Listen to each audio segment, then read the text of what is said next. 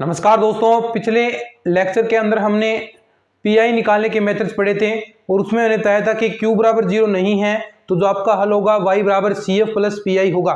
और C F आप अच्छी तरह से निकाल रहे थे और पी आई के मैंने बताए थे कि 2-3 प्रकार के आपके सूत्र बनेंगे, 2-3 फॉर्मूले बनेंगे। अगर क्यू बराबर आपका इस रूप में आता है, क्यू बराबर अगर e की पावर ax के रूप में था तो आपने डायरेक्ट लिखा था कि जो आपके पास अपॉन में एफ डी था उसकी जगह डी बराबर आपने ए पुट किया। और कहां पर पुट किया? वहां पर पुट किया जहां पर ये जो आपका फंक्शन है 0 न बने। जहां 0 बना था तो उसका फॉर्मूला आपने क्या लिखा था कि आपके पास हो जाएगा कि x की पावर r e की पावर ax अपॉन में r फैक्टोरियल, ये आपने फॉर्मूला डायरेक्ट लिख दिया था। अब इसके अंदर देखिए उसके बाद आएगा कि अगर जो फंक्शन है क्यू बराबर यहाँ पर तो e की पावर x के रूप में, और बहुत सारे हमने क्वेश्चंस भी कर लिए थे। अब आएगा कि क्यू बराबर आपके पास साइन ax आ जाए, कोस ax आ जाए, तो इसका सॉल्यूशन आप किस प्रकार करोगे? एक चीज मुझे बताओ, एक चीज इंपॉर्टेंट चीज बताता हूं आपको मैं कि आपके पास यदि क्यू आ जाए ऐसा, क्यू आपके पास कोस हाइपरबोलिक x या फिर साइन हाइपरबोलिक x ये आ जाए तो या इसका सॉल्यूशन कैसे करोगे आप? देखिए इसका फॉर्मूला आपको पता है, कोस हाइपरबोलिक और साइन हाइपरबोलिक x का किसके इक्वल होता है? Cos hyperbolic x। देखिए e की पावर x प्लस e की पावर माइनस एक्स बाई 2, और जो साइन हाइपरबोलिक x है वो होता है e की पावर x माइनस e की पावर माइनस एक्स अपॉन 2। ये होते हैं कोस हाइपरबोलिक x और साइन हाइपरबोलिक x के फॉर्मूले। तो इन फॉर्मूलों की सहायता से अब ये फंक्शन देखिए किस रूप में कन्वर्ट हो गया, e की पावर x के रूप में। तो अब ये पूरा दोनों के भाग में चला जाएगा क्योंकि प्लस में है ना, तो इस रूप में यहां पर भी एफ डी आएगा, इसके नीचे एफ डी आएगा, तो दोनों में अलग अलग तरीके होंगे। अभी हम क्वेश्चन करने वाले हैं इसके इस प्रकार के क्वेश्चन की। यहां पर अगर आपको साइन भी दे देगा और e की पावर x के रूप में भी फंक्शन दे देगा, दोनों फंक्शन एक साथ दे तो आपको दोनों में अलग अलग e की पावर x वाला भी लगाना है, एक में साइन वाला लगाना है। तो वो कैसे लगाएंगे उस पर भी हम बात करेंगे। लेकिन उससे पहले दोस्तों हम बात करते हैं कि अगर आपको q बराबर, ये तो आपने बात कर ली, अगर आपको q बराबर आपको दे दे साइन x और कोस x, यानी कोस ax और साइन ax, ऐसा अगर आपको दे तो सबसे पहले आपको पीआई ज्ञात करने के लिए क्या करना होगा? पीआई ज्ञात करने के लिए आप यही करते हैं ना, q अपॉन एफ डी। और ये क्या है? मान लीजिए साइन ax है, सबसे पहले हम इस पर बात करते हैं, और एफ डी यहां पर आपका डी का कोई फंक्शन है। तो इसके अंदर आपको देखिए ध्यान से पुट करना है, क्या चीज पुट करनी है? यहां पर आपको माइनस ए स्क्वेयर पुट करना है डी की जगह, डी स्क्वेयर की जगह माइनस ए स्क्वेयर, ये आपको पुट करना है। अभी क्वेश्चन करेंगे तो और भी अच्छे से आप इसको क्लियर कर पाएंगे और भी अच्छे से इन चीजों को सीख पाएंगे कि कैसे आपको करना है। तो डी स्क्वेयर बराबर आपको माइनस का ए स्क्वेयर पुट करना है। क्या करना है? डी स्क्वेयर बराबर माइनस का ए स्क्वेयर। मान लीजिए अगर आपके पास ऐसा कुछ फंक्शन हो साइन ए एक्स डी स्क्वेयर प्लस 1, तो यहां पर आपको क्या करना है? माइनस का ए स्क्वेयर, और ए की जगह मान लीजिए आपके पास 3x हो, ठीक है, तो आपको क्या करना है? 3 की स्क्वायर 9, और आगे क्या है? माइनस 9 यहां पर लाना है, साइन 3x माइनस 9 प्लस 1, ये कितना हो गया? माइनस का 8, तो ये आंसर आ जाएगा आपका साइन 3x अपॉन माइनस 8।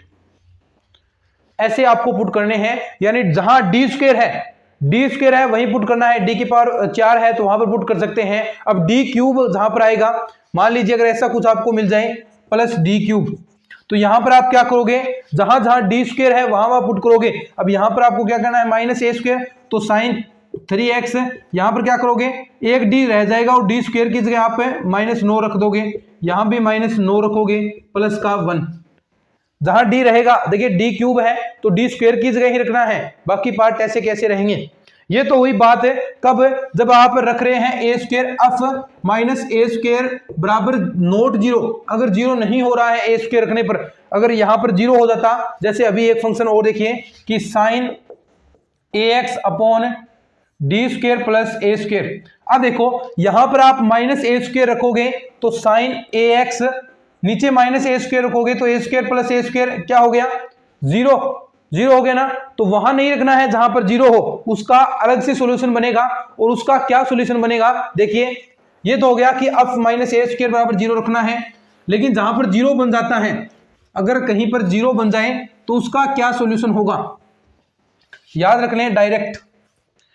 उसमें आपको केवल मात्र याद रखना है कि अगर 0 बने यानी 1 plus D square plus A square और आपके पास फंक्शन हो की पावर n कोस ax, अगर ये 0 बन जाता है, ऐसा कोई फंक्शन मिले, यानी a है, यहां पर अगर कोस 4x होता, यहां 4 होता, तो यहां मान लीजिए 4 की स्क्वायर 16 है, तो 0 हो रहा है, तो 0 हो रहा है, तो यहां पर आपका फॉर्मूला बनेगा -1 की पावर n x की पावर n अपॉन में 2a। देखिए इसे आप डी स्क्वायर यानी दोनों को रखोगे तो बराबर दोनों को प्लस में रखना है a वाला, तो 2a की पावर n, ठीक है। और बाकी जो लास्ट में बचा है आपका 2an, और ये किस रूप में बनेगा, n पावर है तो यानी n फैक्टोरियल, और कोस में है तो कोस ax plus n pi by 2।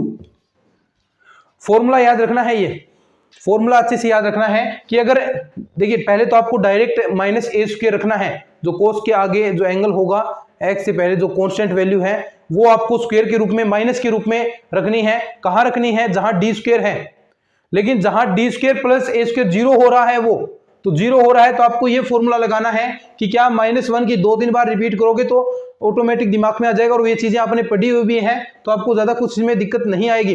तो -1 की पावर n, x की पावर n और नीचे 2a की पावर n और n factorial cos ax plus n pi by 2, ये फॉर्मूला। अगर ये साइन के लिए होता 1 upon D square plus A square की पावर n, यदि साइन ax है और वहां पर आपकी वैल्यू 0 हो रही है तो वहां पर आप क्या करोगे, -1 की पावर n, ऐसा ही x की पावर n, 2a की power n, n factorial sine ax plus n pi by 2। ये फॉर्मूला लागू होगा किसके लिए, यदि आपका साइन फंक्शन है और आप -a स्क्वायर वैल्यू रख रहे हैं, और अगर वो जो आपका एफ डी फंक्शन लिया है 0 हो रहा है, तो वहां पर आपको ये फॉर्मूला पुट करना है। ये ध्यान रखें, इन दोनों फॉर्मूलों को अच्छे से अभी लिख लें, यही काम आएगी, ज्यादा कचरा पट्टी नहीं है। बुक में और भी ऐसे चीजें समझाएं, आप वैसे डायरेक्ट पढ़ोगे तो आपको बुक में चीजें समझ में नहीं आएगी, लेकिन ये 2 फॉर्मूले और एक आपको f माइनस ए स्क्वायर बराबर अगर नोट 0 है तो डी स्क्वायर की जगह -a स्क्वायर रखना है। अभी इसके क्वेश्चन करेंगे, फटाफट इसको लिखो।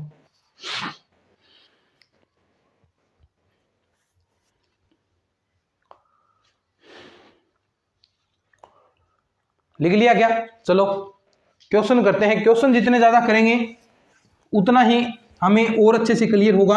अब देखिए हर टाइप के क्वेश्चन करवा दूंगा मैं आपको, तो आपको कहीं भी दिक्कत नहीं रहेगी। बुक के अंदर और भी आपके एक्सरसाइज के क्वेश्चन हैं, कुछ एग्जांपल्स हैं, तो वो भी आपको निकालने हैं भाई, क्योंकि है देखिए हार्ड चीजें मैं करवा दूंगा। क्वेश्चन बस एक बार आपको प्रैक्टिस के लिए निकाल लेने हैं उनको, कि आपकी प्रैक्टिस अच्छी हो जाए। और क्वेश्चन जो करवाऊंगा सेम वैसे ही हैं क्वेश्चन, जो आपके अंदर और एक्सरसाइज के बच गए तो वो आप इजी तरीके से कर पाओगे। अब देखो क्वेश्चन दे दिया आपको कि सोल्व करना है, सोल्व कीजिए, करो भी, करना पड़ेगा, पूछेगा तो डी क्यूब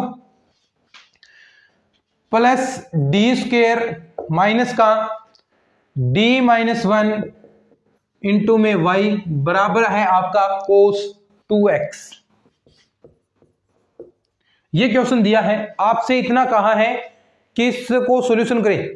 अगर क्वेश्चन में पूछ ले आपसे कि ये इसके विशेष फलन का मान निकालें, पर्टिकुलर इंटीग्रल का मान निकालें, तो आप केवल मात्र पीआई निकालेंगे। अगर आपसे सीएफ निकालने के लिए कह दें पूरक फलन ज्ञात करो, तो आप केवल मात्र पूरक फलन ज्ञात करोगे। लेकिन जहां पर ऐसा आ जाए केवल मात्र इतना दे सोल्व कीजिए, तो आप उस हाल में क्या करोगे, दोनों चीजें निकालनी पड़ेगी।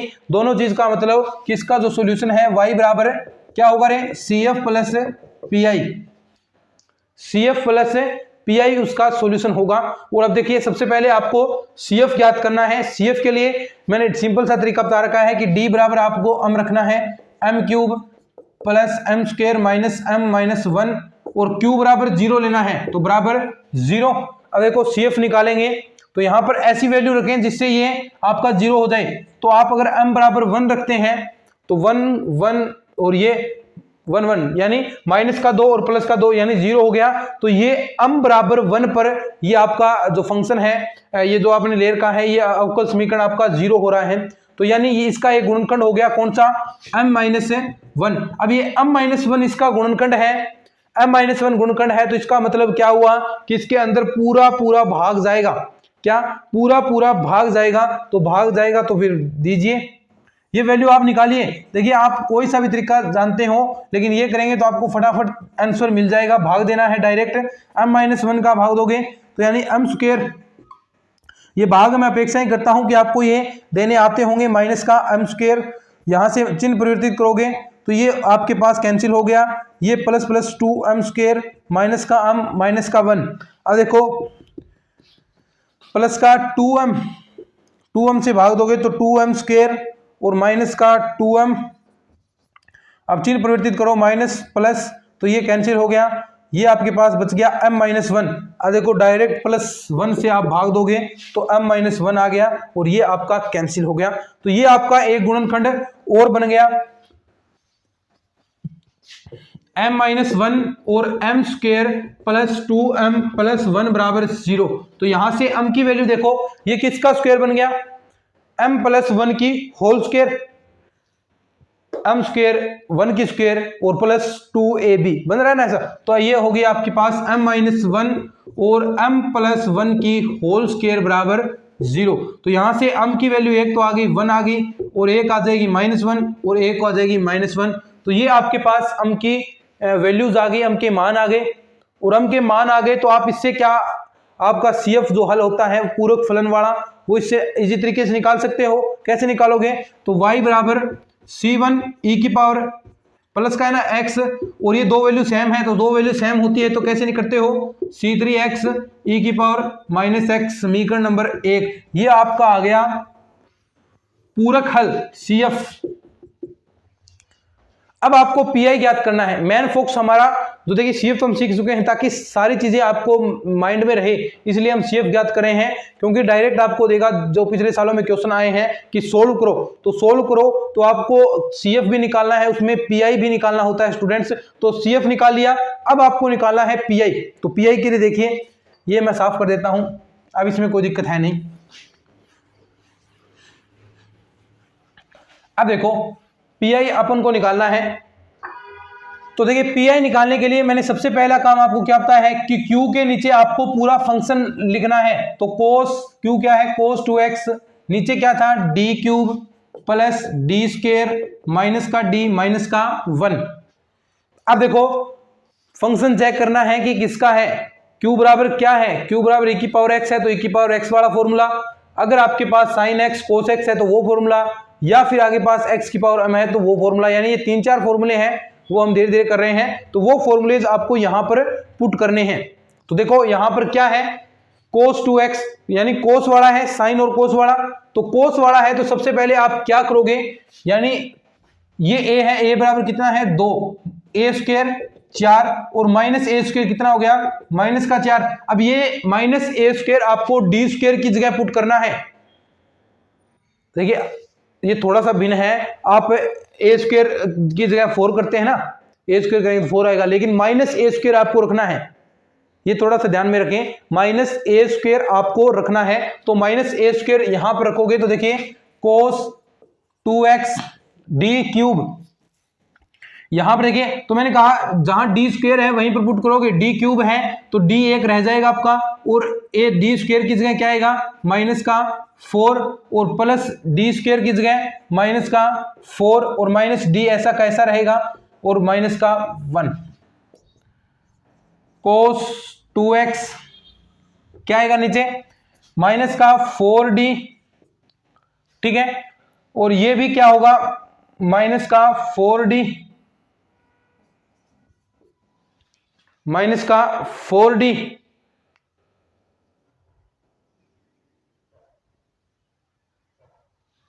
ये सॉरी ये तो सीधा 4 है, माइनस का 4 और माइनस का d माइनस का 1, ठीक है। अब देखो माइनस 4d माइनस d कितना हो गया? 5d, और ये भी 5 हो गया ना, तो यहां पर लिखेंगे cos 2x, माइनस का 5 मैं कॉमन ले सकता हूं, तो कॉमन लेंगे तो d प्लस 1।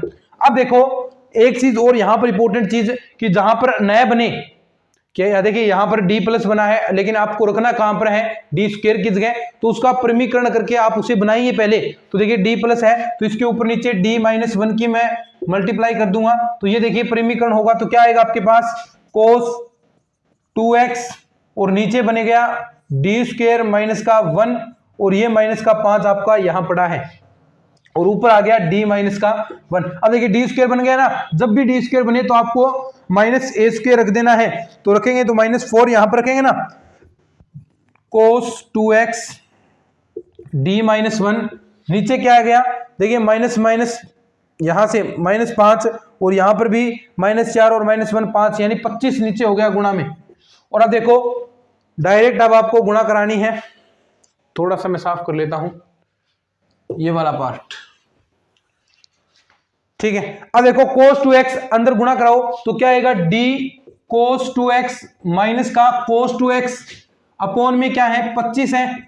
अब देखो d का अर्थ क्या हुआ, अवकलन करना है, 1/d होता तो उसका अर्थ होता समाकलन करना, तो d है तो d cos का आप अवकलन करोगे तो माइनस का sin x और 2 आगे आ जाएगा तो यानी माइनस का 2 sin 2x और यहां पर कुछ है नहीं तो ये सीधा ऐसा रह जाएगा cos 2x और नीचे आ जाएगा 25, तो ये आपका pi हो गया, ये pi हो गया समीकरण नंबर 2 और ये समीकरण नंबर 1, दोनों को आपको बस ऐड करना है तो आपका हल आ जाएगा y बराबर c1 e की power x plus c2 c3x e की पावर माइनस x प्लस का देखिए क्या आएगा -2 sin 2x माइनस का cos 2x अपॉन में 25, या माइनस कॉमन लगाकर आगे आप इसे लिख भी सकते हैं, माइनस का कॉमन ले लीजिए आगे प्लस की जगह माइनस आ जाएगा। तो ये आपका सॉल्यूशन हो गया अगर आपके साइन और कोस के रूप में है, तो ये तो हुआ cos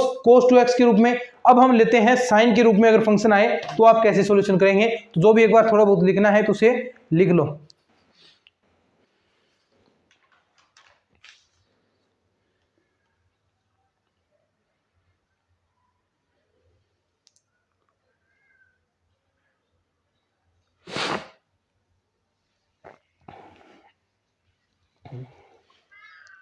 चलो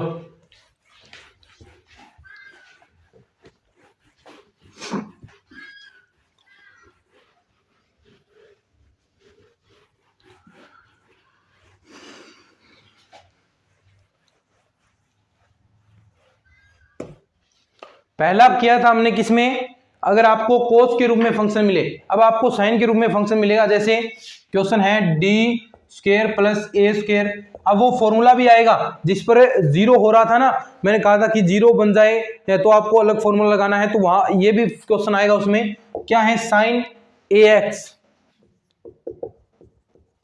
ठीक है। अब आपको इसमें सॉल्यूशन करना है इसका, तो सबसे पहले देखिए यहां पर q बराबर 0 नहीं है तो इसका हल होगा CF प्लस पी आई, यानी टोटल लिखा है तो y बराबर CF प्लस पी आई, तो आपको CF भी निकालना होगा, तो CF के लिए m square plus a square की होल स्क्वायर बराबर 0 करते हैं और m की वैल्यू आपके पास क्या आ गई प्लस माइनस a आयोटा और प्लस माइनस a आयोटा, ये आप निकाल लोगे अच्छे से, कोई दिक्कत नहीं। यहां से देखिए दो वैल्यूज आएंगी तो ये इसको ऐसे एक बार हटाओगे तो यहाँ पर माइनस का ए स्क्वायर, तो अंडरूट लगाओगे तो प्लस माइनस अंडरूट माइनस का ए, तो बाहर अंडरूट के अंदर माइनस होता है तो उसे आप काल्पनिक कहते हो, आयोटा कहोगे तो आयोटा कहोगे तो उसकी वैल्यूज ऐसी दो वैल्यूज आएंगी क्योंकि स्क्वायर भी है साथ में, तो ये आपकी वैल्यूज आ गई। तो इसका जो हल होगा CF वो क्या आ जाएगा, रे देखिए दो वैल्यूज सेम है, दो वैल्यूज आपके पास है, ए आयोटा वाली सेम है, ये भी आपके पास सेम है, तो दो वैल्यूज अगर आपके पास सेम होती है तो सॉल्यूशन आप क्या लिखते हो C1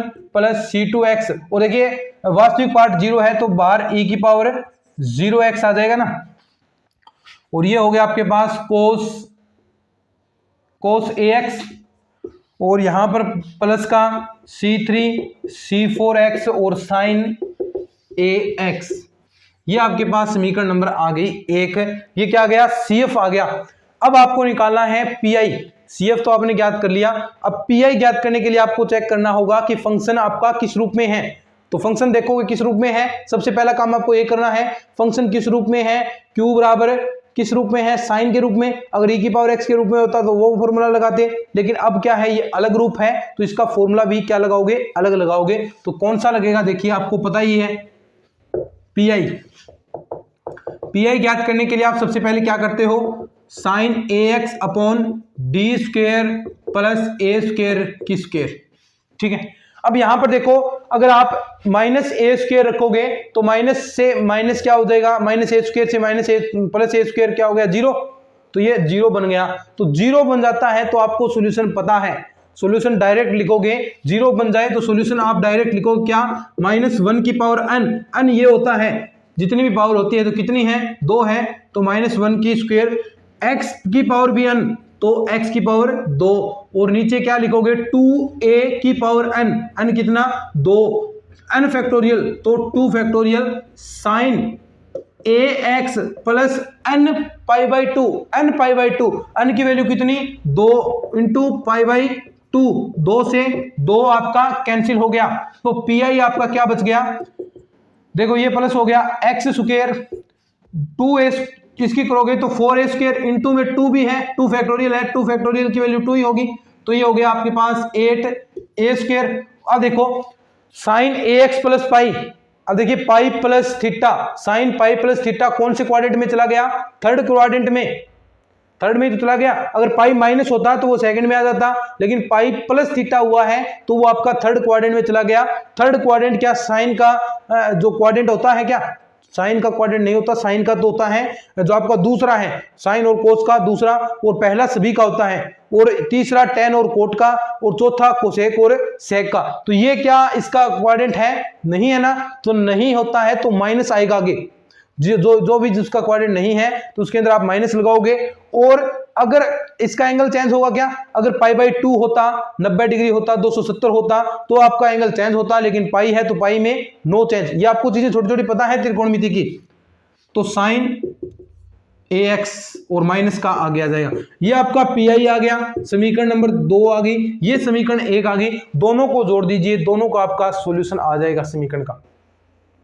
अब देखो ये तो हमने पढ़ लिया, अब सिंपल चीजें नहीं रहेगी, अब थोड़ा सा आपको मैं कंजुगेट करने वाला हूं, थोड़े से क्वेश्चन स्टैंडर्ड के आएंगे, क्योंकि एग्जाम में तो स्टैंड लिए होते हैं क्वेश्चन, तो वो कैसे क्वेश्चन आएंगे वो आपको मैं बताऊंगा। अब देखो हमने पढ़ लिया क्यू बराबर, अगर ई की पावर एक्स हो या साइन एक्स हो, तो दोनों के अलग अलग पढ़ लिए, अब दोनों ही एक में ही मिलेंगे, दोनों ही क्यू के रूप में मिलेंगे, तो आप कैसे सोल्यूशन करोगे, तो इसको लिखो, फिर हम बात करते हैं उस पर।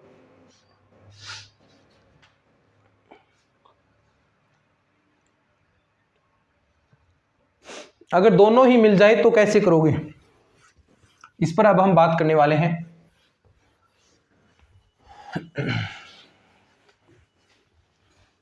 अगर दोस्तों अच्छी लग रही हैं क्लासेस तो इनको शेयर किया करें, सपोर्ट दिखाएं अपना, और इसके नोट्स आपको टेलीग्राम चैनल पर मिल जाते हैं मेरे, वहां से आप अच्छे से उन्हें डाउनलोड कर सकते हैं। अगर नहीं होते हैं वहां से आपसे डाउनलोड, तो वहां पर आपको मैंने एक वीडियो भी दे रखा है, उस वीडियो को देखकर आप डाउनलोड कर सकते हैं।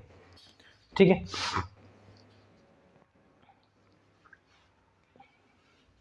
चलिए क्वेश्चन आपको दिया है,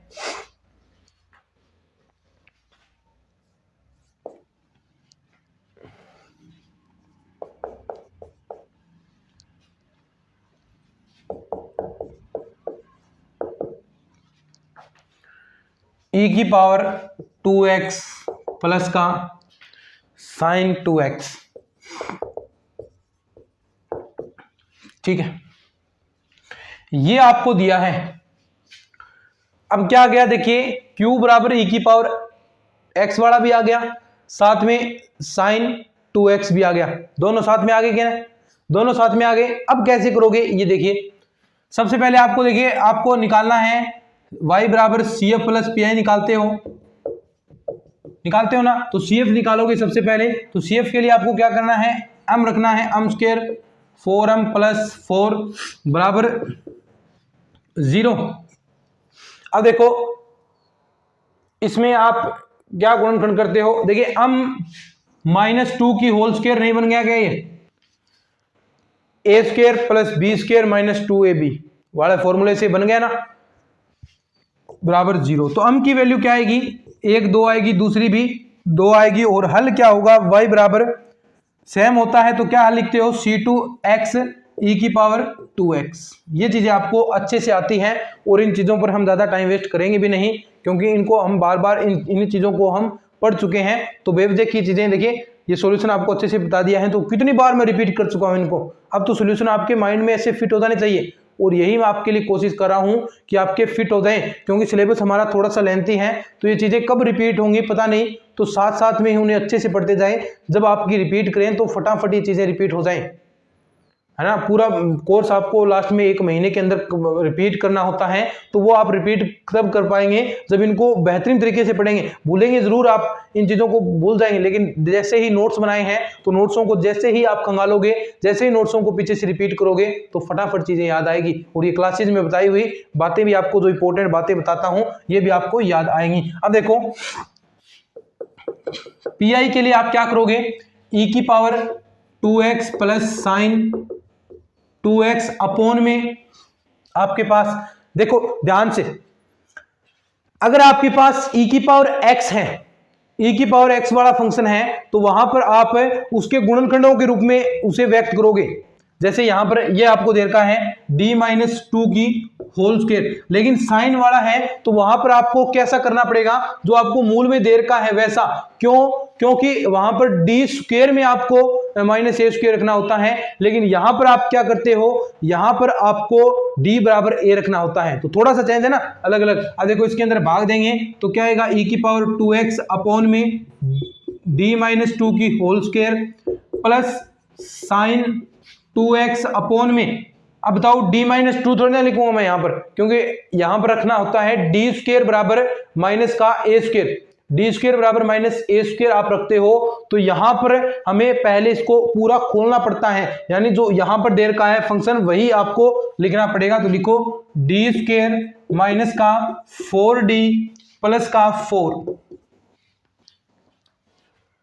लिखोगे ना, यही तो लिखोगे। अब देखो, अब यहां पर e की पावर x वाला फॉर्मूला लगाना है, तो e की पावर x में क्या करते हो आप, d बराबर a रखते हो, जो ये a है डायरेक्ट आप a रखोगे यहां पर। अब देखो a रखोगे, यहां पर भी वो प्रॉपर्टी लागू होती है, अगर 0 बन जाता है, अब a बराबर 0 बन जाए, देखिए यहां पर d बराबर 2 रखोगे तो 0 बन गया, 2 में से 2, तो यहां पर 0 बन जाए तो आपको फॉर्मूला मैंने बताया था कि क्या करना होता है, x की पावर n और नीचे n फैक्टोरियल, वहां पर हमने r माना था, इसको पावर को वहां पर r माना था, लेकिन यहां पर हमने इसे n मान लिया। एक ही बात है, कोई आपको उस चीजों में फर्क नहीं पड़ना। ये देखिए, तो x स्क्वायर नीचे क्या आएगा 2 फैक्टोरियल और यहां पर e की पावर 2x, ये आपका सॉल्यूशन हो गया इतने वाले पार्ट का। आगे ये पार्ट भी आपका बच गया। अब इसका सॉल्यूशन क्या करोगे, साइन 2x वाले में, तो साइन 2x, अब यहां पर आपको क्या करना है, साइन 2x है तो यहां पर आप डी स्क्वायर बराबर माइनस का ए स्क्वायर पुट करोगे, तो डी स्क्वायर बराबर माइनस का ए स्क्वायर पुट करोगे, तो यानी इस 2 की स्क्वायर कितनी होगी 4, और यहां पर माइनस का 4, ठीक है, तो माइनस का 4। अब देखो क्या डी के अंदर रखोगे, डी के अंदर नहीं रखोगे, क्योंकि ये वैल्यू आपको रखनी है डी स्क्वायर के अंदर, बस ये चीजें आपको याद रखनी है। तो डी का ऐसा कैसा आएगा +4। अब देखो 4 से 4 कैंसिल हो गया, तो आपके पास बच गया x स्क्वायर अपॉन 2 e की पावर 2x। अब देखो नीचे क्या बचा है, ये लिख दीजिए माइनस का 1/4, और नीचे बच गया साइन 2x अपॉन डी, ये कॉमन ले लिया मैंने बाहर। अब देखो 1/d का तात्पर्य क्या होता है, समाकलन, d का अर्थ होता है अवकलन करना, और 1/d उसका उल्टा होगा समाकलन करना, तो यानी इसका sin 2x का आपको समाकलन करना है, और sin का समाकलन होता है माइनस का cos x, और समाकलन के अंदर जो कांस्टेंट होता है वो 1/, के नीचे आते हैं, न कि डायरेक्ट गुणा के अंदर, वो अवकलन के अंदर आता। अवकलन होता तो 2 sin आता, लेकिन अब अवकलन नहीं है तो 1/2 बाहर आएगा, ठीक है। अब देखो, तो पी आई यहां पर लिख देता हूं मैं, पी आई क्या आ जाएगा आपके पास, ये तो सी एफ था, पी आई आ गया आपके पास एक्स स्क्वायर अपॉन 2 ई की पावर 2x, समाकलन करोगे इसका तो 2 नीचे आएगा, माइनस भी आएगा आगे, माइनस साइन का समाकलन माइनस कोस एक्स होता है, और कोस का अवकलन माइनस साइन एक्स होता है। तो ये थोड़ी चीजें उल्टे हैं, क्योंकि जिसका जो समाकलन होता है वो अवकलन, उस प्रकार से ये चीजें आपको समझाई हुई भी है मैंने, तो ये रिलेटेबल होती हैं ये चीजें, समाकलन और अवकलन 1/d के रूप में होती हैं। अब देखो यहां से माइनस क्या हो गया, प्लस हो गया 1/8, अब यहां पर आएगा cos 2x, ठीक है। ये बन गई आपकी समीकरण नंबर 1, ये है आपकी 2। अब हल क्या होगा, समीकरण 1 और 2 को दोनों को आपको जोड़ना है। तो समीकरण 1 व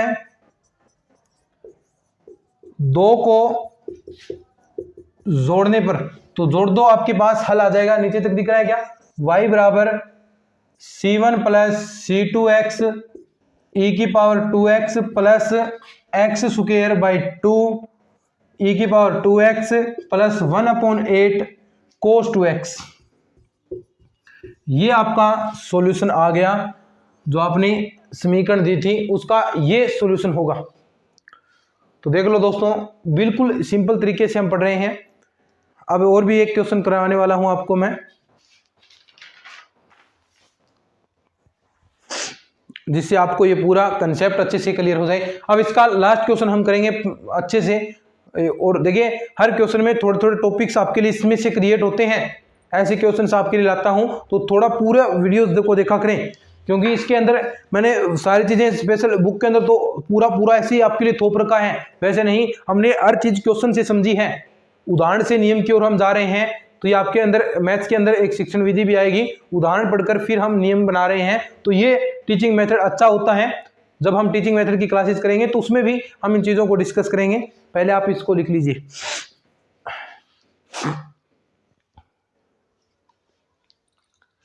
लिख लिया तो अब आगे बढ़ते हैं और लास्ट क्वेश्चन को भी हम समझने का प्रयास करते हैं।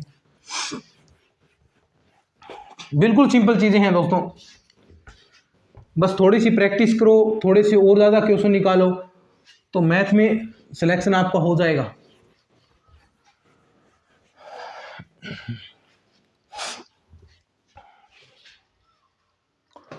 क्वेश्चन है आगे आपका नेक्स्ट 4 नंबर क्वेश्चन है आज की क्लास का।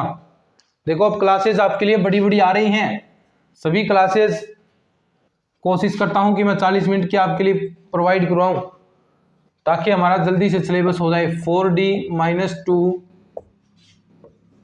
y बराबर e की power x plus cos x। ठीक है, अब आपको दे दिया e की power x plus cos x। चीज वही है, वैसे ही आपको करना है जैसे साइन के लिए आपने किया था, वैसे ही कोस के लिए होगा। तो क्या करोगे, सबसे पहले आपको जो हल होगा क्या होता है, y बराबर CF प्लस PI हल होगा। तो यहां पर सबसे पहले आपको CF ज्ञात करना है। तो CF के लिए आप Q बराबर क्या मानते हो, CF के लिए Q बराबर 0 होना चाहिए। तो यहां पर आप 0 लोगे तो d क्यूब माइनस का 3d² प्लस 4d - 2 बराबर 0। अब देखो, ऐसी वैल्यू यहां पर पुट करनी है। सबसे पहले d बराबर m रखोगे तो m cube minus 3m² plus 4m - 2 बराबर 0। देखिए, ये आपको बीएससी में ऐसे रखना पड़ता है, लेकिन आप यहाँ पर डायरेक्ट आप कंपटीशन का एग्जाम दे रहे हो तो ऐसे चीज़ों नहीं, d बराबर m, तो डायरेक्ट यहाँ पर m बराबर ऐसे रख सकते हो। लेकिन जो चीज़ें हमें रूटीन में बनी हुई है, जो हमने पढ़ी थी पहले, तो वही चीज़ें करेंगे तो टाइम हमें कम लगेगा। कुछ नई चीज़ें, ज़्यादा नया ज्ञान, एक ही चीज़ पर जो चीज़ हमें आती है उस पर ज़्यादा नया ज्ञान लोगे तो आपके लिए वो खतरे से खाली नहीं होगा। जो चीज़ आती है उसे वैसे ही तैयार करो। जो चीज आपने जैसे याद की थी, बीएससी के अंदर पढ़ा था, इसको ऐसे ही पढ़ा था, d बराबर रखना है, तो वैसे ही आप याद रखो। ज्यादा नया चीजें इसमें अब डायरेक्ट d बराबर आप रखोगे तो कंफ्यूजन क्रिएट हो जाती है, क्योंकि हमने माइंड में तो हमारे अम रहता है ना, CF निकालेंगे तो अम को रखना है। तो देखिए, यहां पर अगर अम की वैल्यू मैं 1 रखता हूं, 1 रखूंगा तो -3, तो ये 1 पर क्या 0 होगा क्या, अम की वैल्यू 1 रखी है मैंने, 1 - 4, तो ये अम बराबर, तो यहां पर तो 0 नहीं होगा, अम बराबर 1, 3m², अम बराबर 1 रखते हैं। 1 माइनस का 3 प्लस का 4 माइनस का 2, तो देखिए -3 और -2 -5 और ये 5 यानी 0 हो गया। तो यानी अम बराबर 1 पर ये क्या हो गया, 0 हो गया। तो इसके गुणनखंड आप डायरेक्ट लिख सकते हो दोस्तों। अब m -1 है तो ये अंदर क्या बचेगा, आप भाग देकर भी देखो, m² माइनस का 2m प्लस 2 बराबर 0, ये आपके पास गुणनखंड आएंगे। भाग देकर देख लिया करो ताकि आपको अच्छे से ये चीजें क्लियर हो जाएं।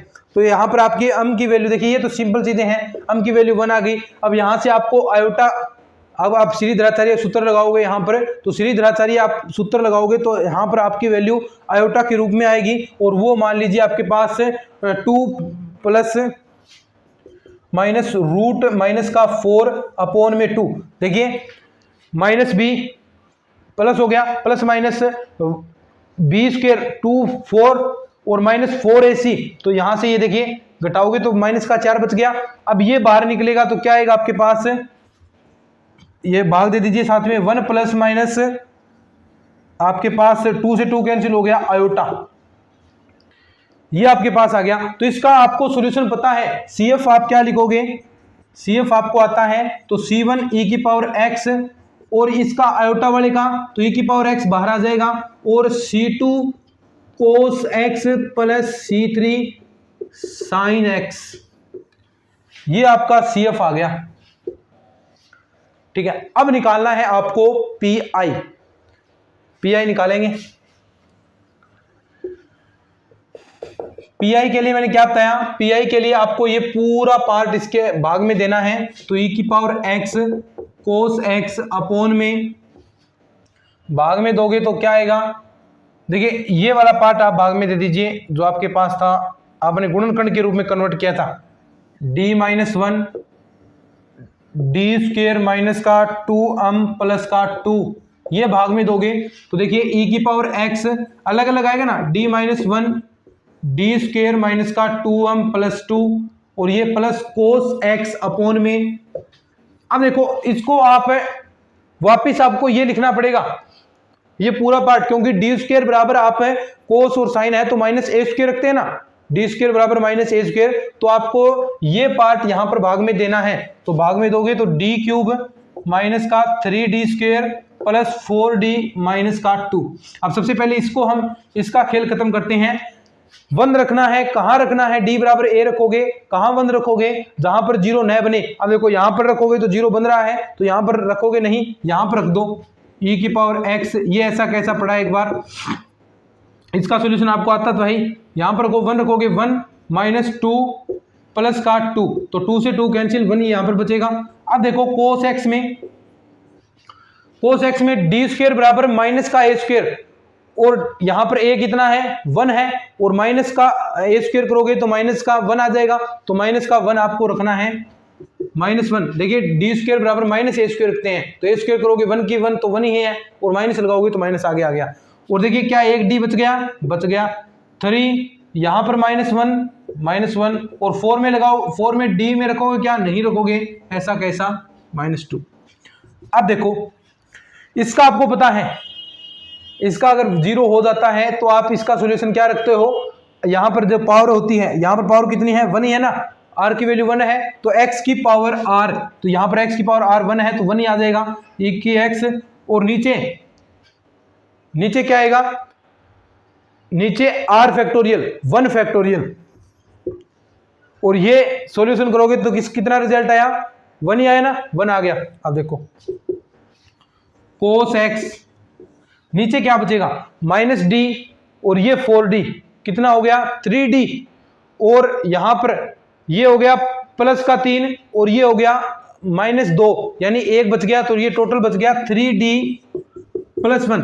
अब मैंने कहा कि d को आपको नीचे नहीं रखना है, d पार्ट नीचे नहीं रहना चाहिए, d स्क्वायर में कन्वर्ट करो इसे, अगर प्लस के रूप में है तो इसे कन्वर्ट करेंगे, तो कन्वर्ट करोगे तो 3d -1 के ऊपर नीचे गुणा करा दो, इसकी गुणा कराओगे तो नीचे क्या आ गया रे, तो ये तो है x e की पावर x, ऐसा कैसा आ गया, नीचे cos x 3d माइनस का 1 इंटू में, और नीचे बच गया 9d स्क्वायर -1। अब यहां पर भी आपको -1 रखना है ना, डी स्क्वायर की जगह, तो -1 रखोगे तो देखो x e की पावर x, और अंदर गुणा करा दो 3d cos x माइनस का 3 cos x, नीचे -9 और -1 कितना हो गया, माइनस का 10, नीचे तक दिख रहा है क्या, माइनस का 10, थोड़ा सा नीचे कर देते हैं ताकि पूरा सॉल्यूशन हो जाए, अच्छे से जगह बची है, तो ये नीचे आ गया ना। अब देखो डी का अर्थ क्या हुआ, डी का अर्थ हो गया अवकलन करना, तो डी से अवकलन करोगे तो यहां पर x e की पावर x और 3 डी यानी कोस का अवकलन करोगे तो माइनस का साइन x, तो -3 साइन x और -3 कोस x, क्योंकि कोस x है उसके आगे डी नहीं है, तो ये माइनस से माइनस कॉमन ले हुए, तो यहां पर भी -10 था, तो माइनस से माइनस कैंसिल हो गया, तो +1/10 बच गया और अंदर बचा 3 कोस का अवकलन किया तो साइन x और माइनस का 3 कोस x, तो ये आपका पीआई आ गया, ये आ गया पीआई, और ये आपका सीएफ था, ये आपका सीएफ था और ये आपका पीआई था। दोनों को जोड़ दोगे तो आपके समीकरण का सॉल्यूशन आ जाएगा, यानी y बराबर सीएफ और पीआई दोनों इस समीकरण में मान रख दो, दोनों की वैल्यूज आप रख दोगे तो आपका सॉल्यूशन आ जाएगा। तो ऐसे आपको सॉल्यूशन करने हैं, ऐसे आपकी एक्सरसाइज के अंदर बहुत सारे क्वेश्चन हैं, मैंने तो 3-4 क्वेश्चन करवाए हैं, ऐसे बहुत सारे हैं, लेकिन वो क्वेश्चन सारे हो गए जो आपको दिक्कतें आ सकती थी उनमें क्वेश्चंस में, तो ये सारे क्वेश्चन सोल्व हो गए आपके, अब किसी प्रकार की दिक्कत नहीं आएगी। अब आपको इसकी प्रैक्टिस करनी है, जितनी हो सके उतनी प्रैक्टिस करो, जितनी प्रैक्टिस करोगे उतनी ही कम है, ज़्यादा से ज़्यादा जितने क्वेश्चन निकाल सकते हो उतने क्वेश्चन आपको निकालने हैं। तो दोस्तों उम्मीद करता हूं आपको ये क्लासेस अच्छी लग रही हैं, ये चीज़ें जो पढ़ा रहा हूं मैं आपको चीज़ें समझ में आ रही हैं। इसके नोट्स आपको मेरे टेलीग्राम चैनल पर मिलते हैं, तो वहां से आप इसके नोट्स डाउनलोड कर सकते हैं और वहां पर जाकर चैनल को सब्सक्राइब कर सकते हैं और इन क्लासेस को शेयर भी कर सकते हैं। शेयर किया करो इन क्लासेस को, ताकि और भी अच्छे अच्छे कंटेंट आपके लिए ला सकें। चलिए आज के इस लेक्चर के अंदर इतना ही, धन्यवाद।